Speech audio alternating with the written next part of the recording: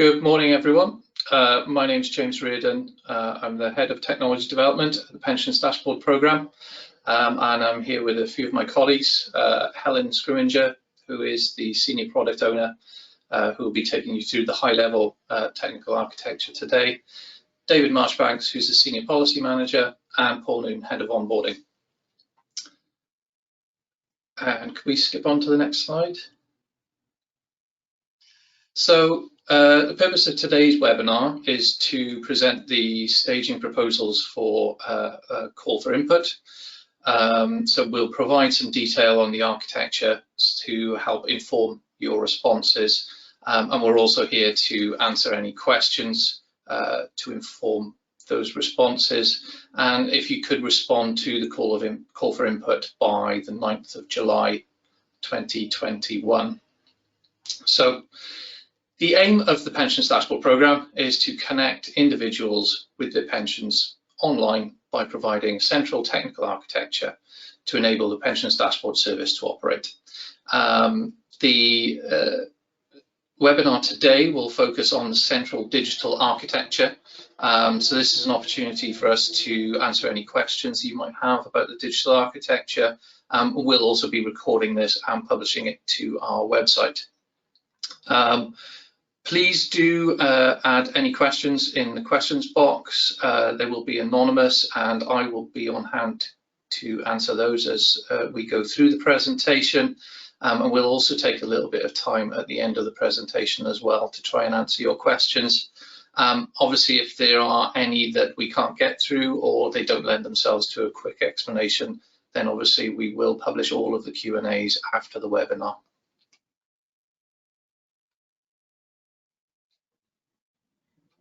And I'll hand over to my colleague Helen, who will give you an overview of the central digital architecture. Hi everyone. This is a very high level picture of the architecture, and I'll walk through at a high level what each component does. So if we start with the governance register, it's the operation of the trust framework, contains the directory and register of participants, and is the administration for the static trust. Within the blue dotted box effectively sits the ecosystem governance framework, including operations center and security and operations control. So a dashboard will enter the system. The first thing it will do is go off to the consent and authorization server, which acts as the trust anchor for the whole system. So that checks that everyone who should be playing is entitled to play, manages the registration of software, operates the authorization protocol for the whole ecosystem, and has a user interface to allow users to manage their consents and define their authorization policies.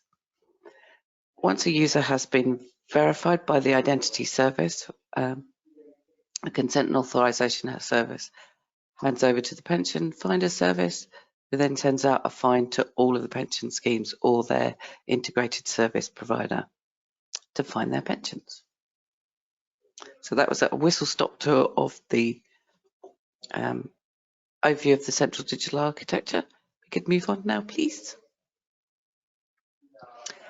So what we've done is break down in an architectural, from an architecture point of view, the interactions that either a dashboard provider or a data provider will have with the central digital architecture to give you some idea of what you'll need to implement at your end. So the dashboard provider redirects to the consent and authorization service for the purpose of finding the pensions. If a pension's found, it will receive back a pension identifier, which is used as a key to when you view pensions to gain their pension or view the pension. And then there's an authorization protocol called UMA that sits around to manage the access tokens. From a data provider's point of view, they'll receive a find request from the pension finder service or central digital architecture. Should they find a pension, they'll need to generate a pension identifier and register that with the consent and authorization service. Then a dashboard will present a request for view and present that pension identifier to provide the data attached to it to view. And again, the access is managed via UMA and the Consent and Authorization Service.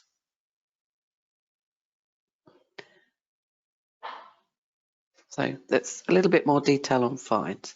So prior to the initiation of find, the central digital architecture will have verified the individual's identity, captured the individual's consent, and captured additional information for individuals for the purposes of finding their pension, i.e. national insurance number, additional addresses, possibly a mobile.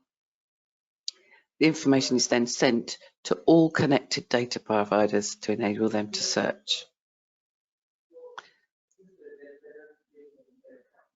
If we could move on. So the Find API is when you receive it contains the data payload, which is a matching data set as defined in the data standards, user consent information, and the user account token. So basically the security credentials you'll need to perform a find. The data provider will initially respond with a digital acknowledgement, so basically an ACK or a NAC, and that really just says that the endpoint is up and available and the search can take place. There's no individual data returned there. It's a technical response. If the endpoint is not up, then a NAC would be returned. And then the data provider would use the relevant data elements to search their records for a match.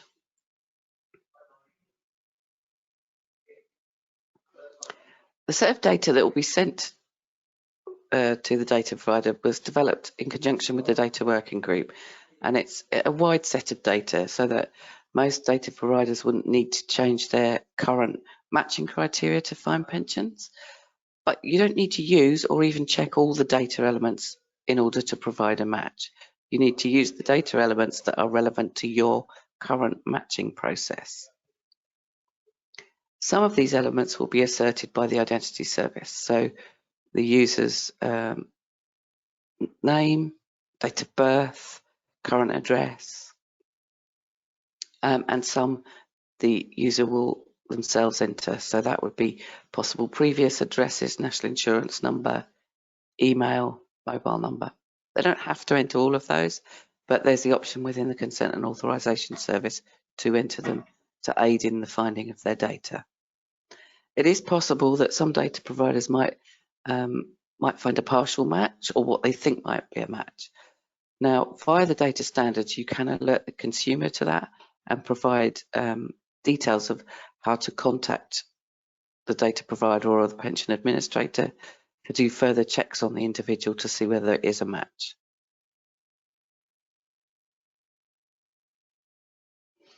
Next slide, please.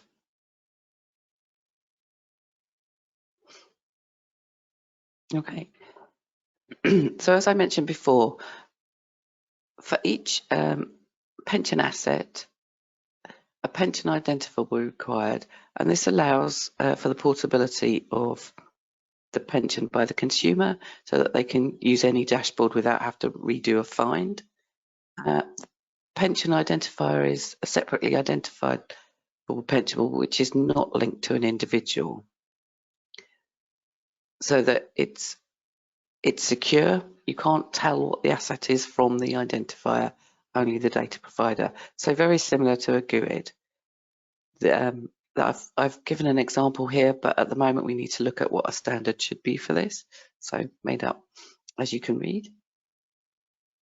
We register the identifier with the Consent and Authorization server so that the consumer can manage their consents, and also register with the dashboard so that alongside the user so that a view can be issued. If, as a data provider, you don't find a match, then there is no action to take. You don't send back a status of no match. There is just no match.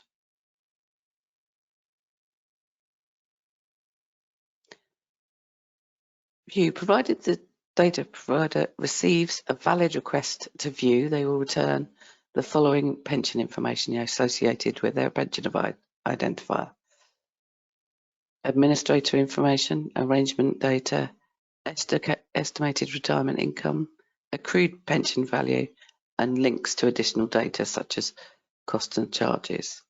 These can all be found in the data standards.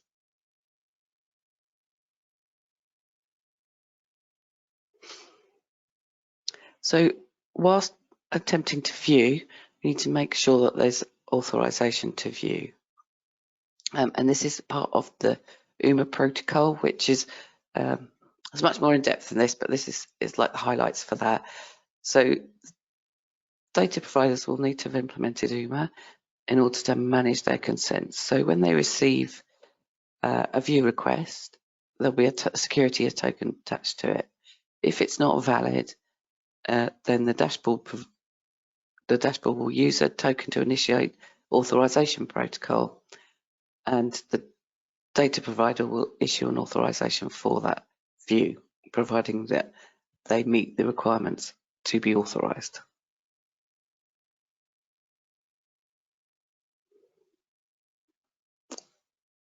And moving on.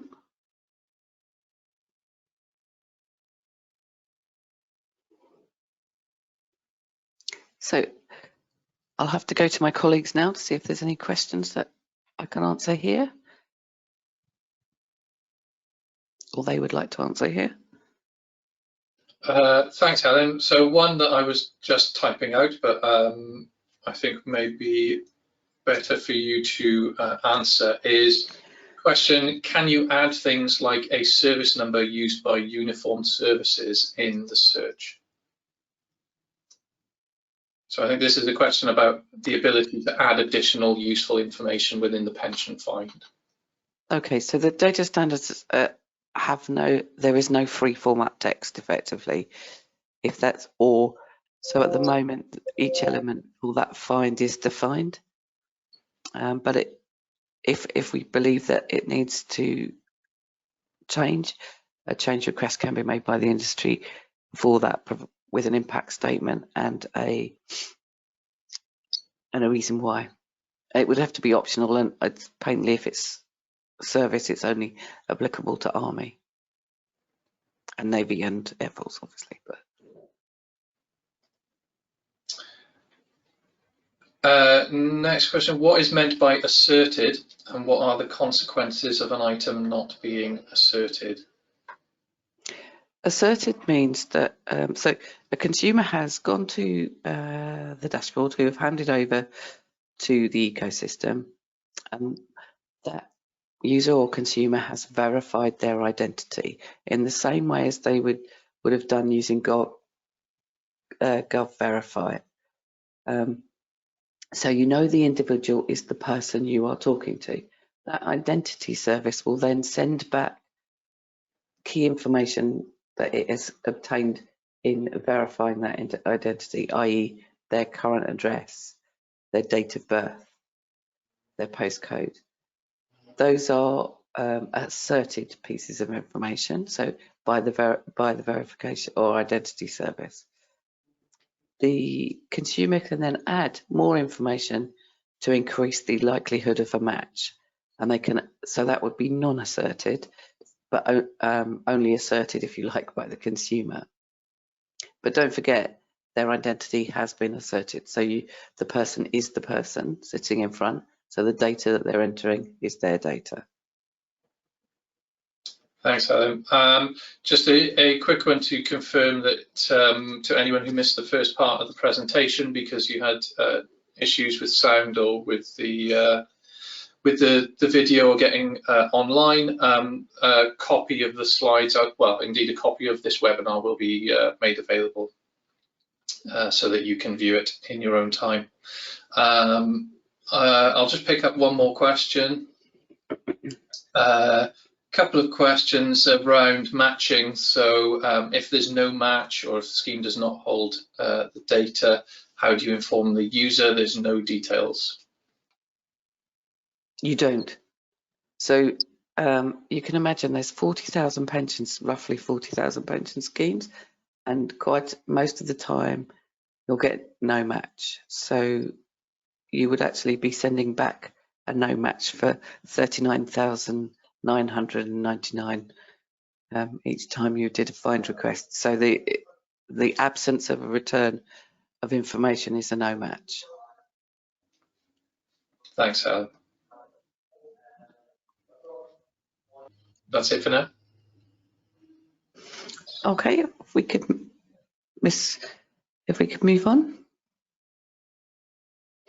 So at the centre of this is what we're calling the governance register, and it has a number of key components. Primarily, it will form the trust framework for the ecosystem, but I'll give you a skip around it so that you understand where all the interactions might take place. So there's a directory, and that's a directory of participants, so delegates, dashboard, data providers, ISPs. There's a facility for monitoring and logging an audit. We anticipate that dashboards and data providers will need to input to, so that we can have overall monitoring of the ecosystem and its heartbeat. There's a repository for public key, or for the exchange of public key infrastructure, so that everyone knows that the person can be presented with a key at each interaction. The software registration, so that as part of onboarding you'll need to certify your software, and you register the software with the governance register and the consent and authorization service. And then finally, reporting. We are expecting some analytics and MI and regulator reporting requirements of both pension or data providers and dashboards. I'd like to hand over to James to walk through some of the elements of onboarding.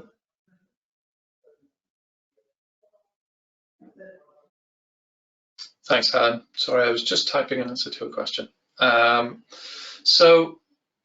are a number of things that you can do before the staging date to prepare for onboarding. The most important one will obviously be looking at your data and ensuring the quality and accuracy of that data, and assist you with matching pension find requests. Obviously, this is key to the success of the pensions dashboard program as a whole, and so I would encourage everyone to try and undertake that as early as possible.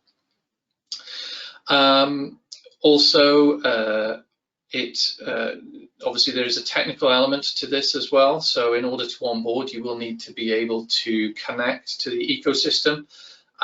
This will include establishing endpoints for both the test system and the live system, registering certificates, etc., and being ready for pipe cleaning the API connections. So again, we very much encourage you to engage with your software supplier or your in-house development or technical team to ensure that you are technically ready to connect to the ecosystem.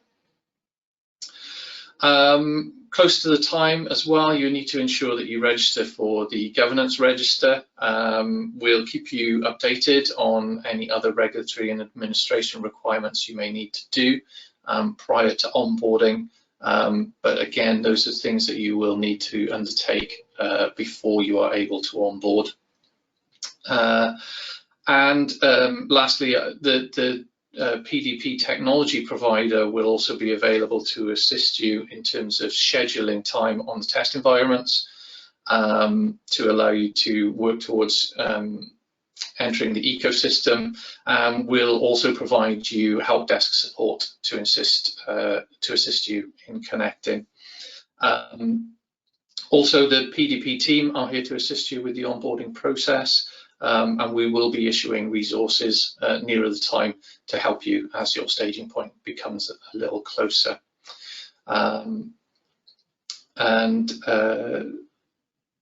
That's it in terms of the high-level checklist for onboarding.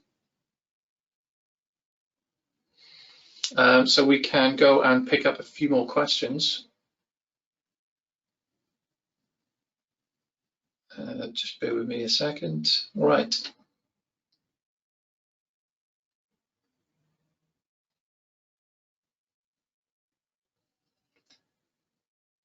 So question, how will providers be verified? They will be sent personal information in order to find a match. How can the service be sure the data will not be misused? Helen, did you want to pick that one up? Okay, so the providers have to be registered with the TPA, or the pension scheme is registered for the TPA, with the TPA or the FCA, and as such, they take the obligation on for any of their software providers that they use, in the same way as you all do today for any third-party arrangements. So that's the first piece. The second is that their software will be checked for software conformance and security conformance. So we will, prior to allowing anyone to connect, we will ensure that the software meets our stringent security requirements and conforms to our standards, all the open standards we produce. Hopefully that answers the question. We will obviously provide written answers to all of these questions.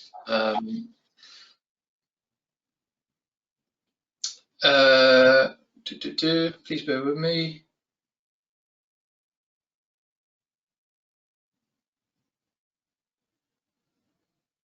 So question regarding find, would we be checking any find information against external systems, e.g. matching national insurance number against HMRC? David, could you take that question, please? Sure. So I think there are actually a few questions all on the same sort of theme around how matching takes place, and what if, I think I saw one about what if providers don't have all of the find data as well. So it might be best to provide an answer that hopefully speaks to all of those, because as set out in our publication on data standards at the end of last year, it will be up to data providers how they undertake the matching process.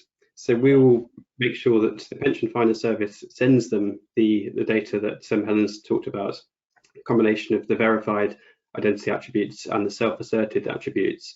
But it will be for data providers to determine the best way to match using these data items against what data they hold.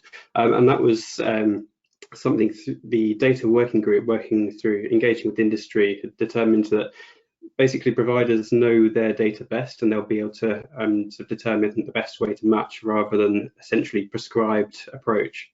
So if a data provider doesn't hold all of the find data items, that's not going to be a problem. If, for example, on sort of, they can't match on mobile phone number or something, one of the self-asserted items, it will still be up to the data provider to determine what's the best approach to ensure matching.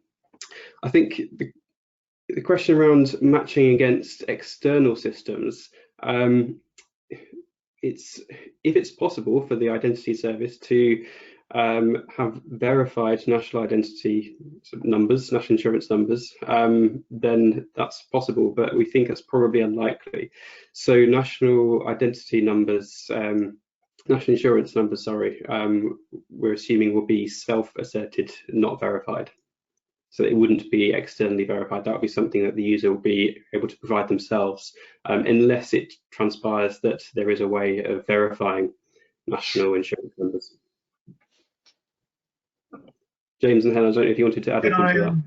Can I just add on the subject of matching, and morning, Howard.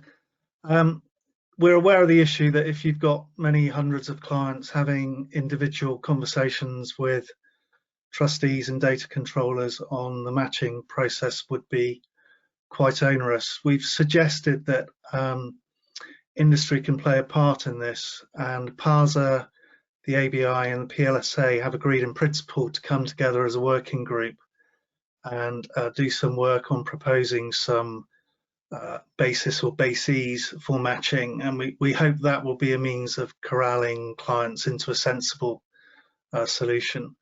They're juggling a number of other priorities, so we're just working with them to understand the timescale for that. But we think the the basis is best coming from industry, and hopefully we can agree a timescale and publicise that fairly shortly. Thanks, Paul.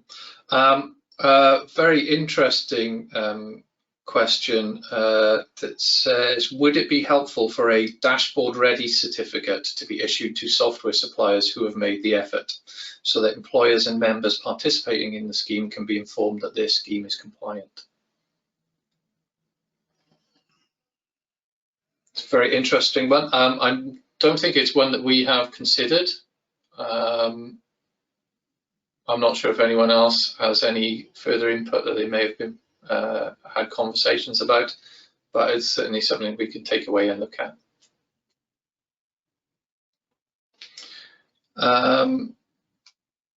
Some additional questions. Are there any major risks to any of the actors involved of denial of service attacks from find requests?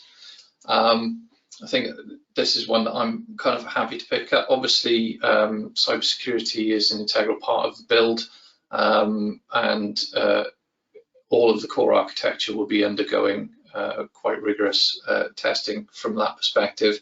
It is unlikely that the find request could be used for a denial of service, just in terms of the journey through the ecosystem.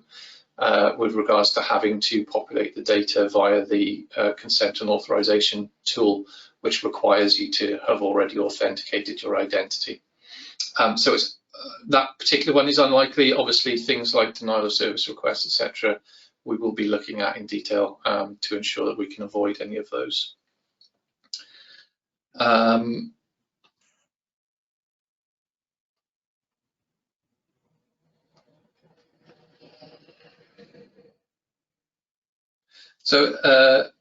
Question, so even though the consent has been recorded in the register, it has to be transferred to data providers as well to identify what data is to be shared with dashboard providers? Or is it that all matches will be received by the register and it will be decided on what to be shared with the dashboard?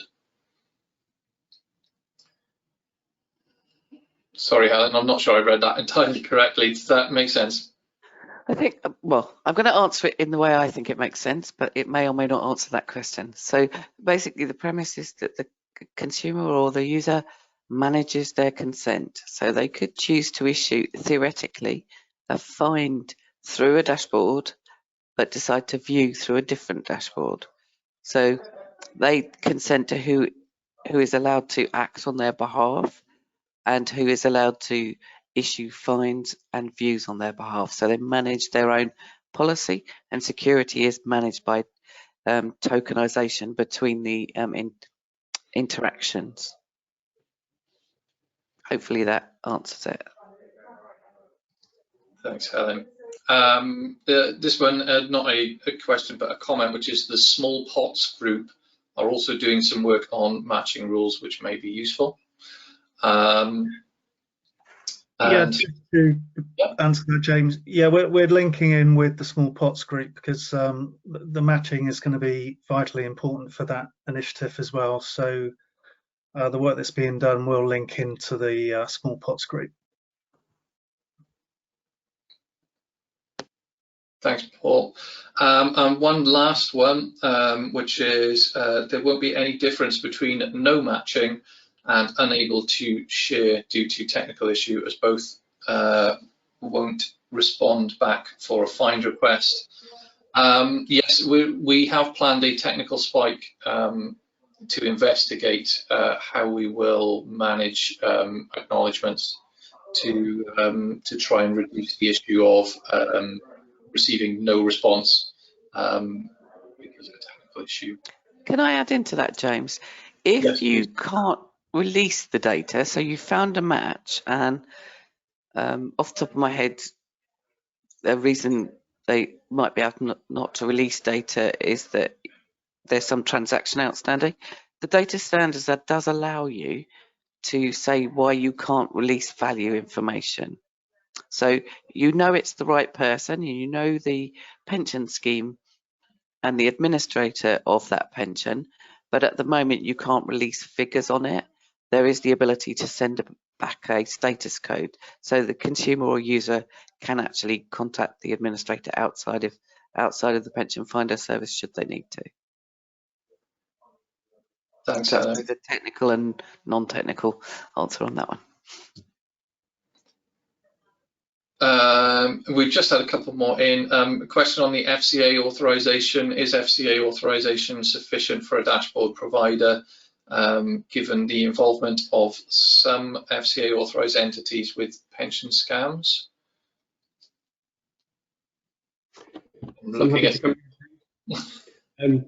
So this is obviously going back to the government's consultation response, the government's policy. The government's policy was that pensions dashboards shouldn't require new regulation, other than obviously the regulations to introduce compulsion on pension schemes to make the data available to members via dashboards.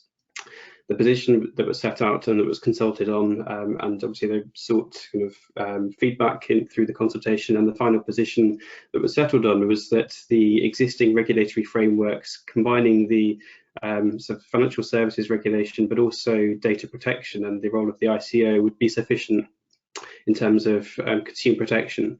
Now, it's important to add that consumer protection is obviously right at the heart of pensions dashboards, and throughout all of kind of the architecture design and all of the kind of thinking around the sort of standards that are going to be required and how it's going to work. That's all founded on sort of principles of data protection by design and consumer protection. And the government's position is that dashboards providers, other than the Money and Pension Service public service dashboards, any external dashboards providers will need to be authorised by the FCA, which means following the government regulations, draft regulations, and consultation to be expected at the end of this year, which will set out all of the requirements on pension schemes, but also dashboards providers. Following that, they're going to introduce an amendment to the regulated activities order that will make a new regulated activity of providing a pensions dashboard. So any external provider of pensions dashboards will need to be authorised by the FCA. The FCA will introduce a new approach to kind of an authorisation regime for dashboards providers, and will draw up conduct rules that authorised providers will need to follow. So that is sort of the essential plank of the consumer protection regime to make sure that pensions dashboards work for consumers. Thanks, David. A question, will we be engaging directly with public service pension schemes, given they represent a significant portion of membership? Yes, we will. I mean, the emphasis over the first quarter of this year was to concentrate on the provider landscape, because that gave us the quickest way of understanding how they are looking to work with clients. So that included software providers, insurers, third-party administrators, etc. As we move forward, we will be looking to engage with larger arrangements, and certainly before the call for input was issued, I know TPR had a session with the public service representatives from the public sector pension arrangements. As you correctly point out, you are a significant proportion of the membership. In particular, I'd say we've had a significant amount of dialogue with the key software providers that underpin the provision of pension systems to that area of the market. But as we move forward, we'll certainly be looking to engage more directly with larger pension arrangements, particularly those who are likely to have an early exposure to compulsion. Thanks, Paul. And we have just one more question, which is, will there be just one dashboard available or a range of choices for users, and how many potential providers could there be? I'm happy to pick this one up. So it is intended there will be a range of choices for users. There will be an offering from Money and Pension Service in terms of a pensions dashboard, but it is expected that there will also be other commercial offerings out there. How many potential providers? We're not sure at this point. Paul, you've probably had more discussions with providers than I have. you might be able to give a bit more of an idea, but we certainly imagine that there will be at least more than a handful of providers pretty early on. Yes, there's some work. We need to look at the criteria that would be applied for assessing the suitability of external dashboard providers, and clearly the regulator needs to play a significant role in their approval. So that work's ongoing, and I'm sure further details will be coming out over the coming months. But yeah, there's quite a lot of work still to do in terms of understanding the criteria, determining what external dashboard providers can and cannot do in relation to a dashboard. So that work will be evolving over the coming months. Thanks, Paul. That's all the questions, or certainly all the questions that it is easy for us to kind of answer verbally. Obviously, we will respond to all of the questions and publish those. Hopefully that's given everyone a good overview of the central digital architecture, both in terms of APIs and particularly also with the pension identifier, and how various aspects of the core architecture, such as consent and authorization module and the pension finder service and the identity service, will work, and indeed the governance register. If you do have any further questions, please do feel free to submit them. We'll endeavour to answer those as well. And all that's left is for me to say thank you to all of our presenters and participants. There will be an additional webinar tomorrow on the policy side of the call for input.